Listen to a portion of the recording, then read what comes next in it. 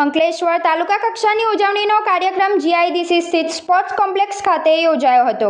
કાર્યક્રમમાં તાલુકા પંચાયત પ્રમુખ વિવેક ભરડીવાલા, ઉપપ્રમુખ યોગિતા દેવધરા, જિલ્લા પંચાયતની કારોબારી સમિતિના અધ્યક્ષ પ્રવીણ પટેલ, નોટિફાઈડ એરિયા ઓથોરિટીના ચીફ ઓફિસર ચિંતન પટેલ, નાયબ મામલતદાર બીઆઈ પ્રજાપતિ તેમજ પનવાઈ સુગર ફેક્ટરીના ડાયરેક્ટર નટવર વસાવા સહિતના આગેવાનો ઉપસ્થિત રહ્યા હતા।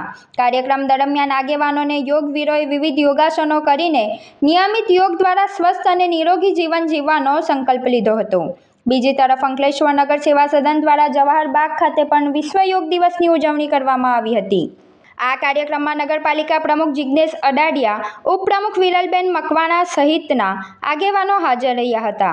યોગ ટ્રેનરો દ્વારા ઉપસ્થિત આગેવાનોને યોગવીરોને વિવિધ યોગાસનો કરાવવામાં આવ્યા હતા।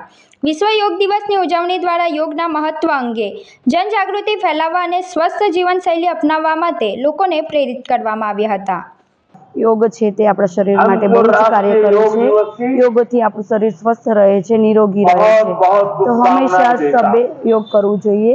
યોગ મતલબ જોડાવું, સબે જોડાઈને યોગ કરવું જોઈએ। મન, તન અને કાયાથી જોડાવું, મનથી જોડાવું, બધાની સાથે મનથી જોડીને આ યોગ કરવામાં આવે છે।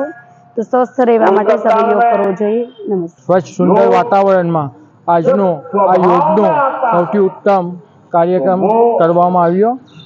આજના રોજ અંકલેશ્વરની જનતાને પણ ખૂબ ખૂબ શુભકામના, ખૂબ ખૂબ આભાર વ્યક્ત કરું છું ને આ પ્રસંગે ગુજરાત યોગ બોર્ડનો પણ હું આભાર વ્યક્ત કરું છું।